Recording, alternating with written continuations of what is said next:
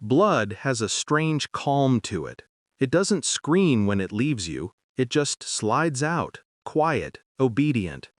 I remember staring at the wineglass fragments glittering across the floor, at the red seeping through my skin and pooling on the tiles. She was still shouting when I stood up.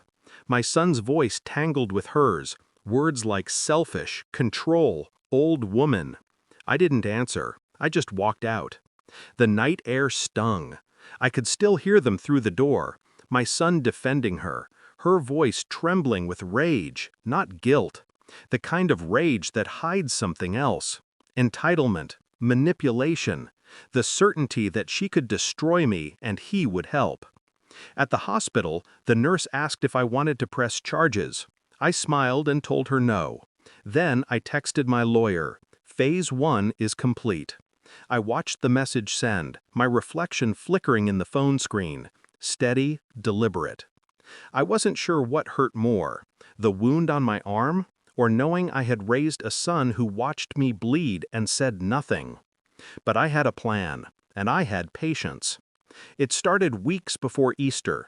Little comments, shifts in tone, doors closing when I entered a room.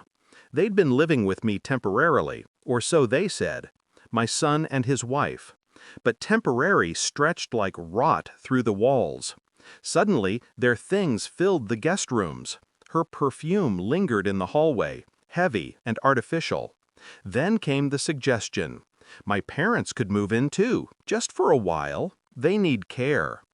I remember the look in her eyes when she said it. Calculated softness.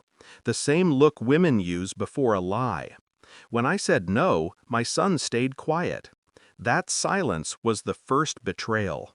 It's strange how quiet can slice deeper than words. Later, I overheard them talking in the kitchen. She said, "She'll cave. Old people always do when you make them feel guilty." And he laughed. He laughed. That was the moment I stopped being a mother. I became a strategist. I started watching them the way one watches a chessboard. Her spending habits changed, packages arriving daily. His work hours shifted. I kept a log.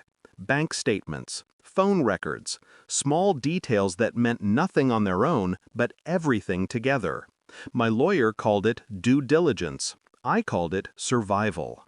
Then one morning, I saw her in the driveway, talking to a man she claimed she'd never met. Same car every week, same time. She'd lean into his window, whisper something, and look around before heading back inside. I said nothing. Instead, I transferred the house title, quietly, cleanly. I moved assets out of shared accounts, updated my will. Every night, I smiled at dinner, played the part, let them believe I was aging, harmless, slow. But inside, I was sharpening myself. They thought I was losing control. They didn't see that I was handing them the rope. The truth came wrapped in a plain manila envelope. My lawyer's voice was calm when he said, "You were right. She'd taken out loans in my son's name, used the house as collateral. Her parents were planning to move in because the house was nearly gone. They'd mortgaged my home behind my back." I stared at the paperwork for a long time. There was no heat in me, no explosion, just a slow, settling quiet. The kind that follows a gunshot after the echo fades. That night, I made dinner, her favorite, lasagna. My son smiled, relieved maybe, thinking peace had returned. I waited until she lifted her fork before I placed the folder on the table. "Read," I said. She froze. My son frowned, flipping through the pages. His face changed color 3 times. Then silence. She tried to explain, words like misunderstanding and temporary fix. I didn't respond, just sat there, hands folded, watching her world start to crack in front of my eyes. The next morning, the police arrived. They had my signature on the report. My son's name was cleared. I made sure of that. Hers wasn't. Fraud, forgery, intent to defraud an elder. The phrases sounded clinical, but they landed like hammers. She screamed when they handcuffed her, called out his name. He stood still, eyes red, broken, not by love, by shame. When she turned to me, I saw hatred, but beneath it, fear, the kind that comes when you realize you've been outplayed by the one you thought was weak. As they took her away, I leaned close and whispered, "You wanted my house. Now you have 4 walls all to yourself." She spat on the floor. I didn't blink. The house is quiet now, the kind of quiet I used to fear. But I've grown to like it. My son doesn't call often. When he does, he sounds older, smaller.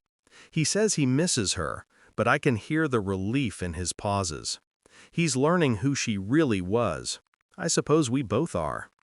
Sometimes I catch myself looking at the scar on my arm. The skin healed smooth, but the memory stayed sharp. People think revenge is about anger. It's not. It's about balance, putting things back where they belong. She took something from me that night: respect, peace, maybe even my son's loyalty. But I took something back she'll never regain: her certainty. And that, I think, is worth every drop of blood I left on that kitchen floor.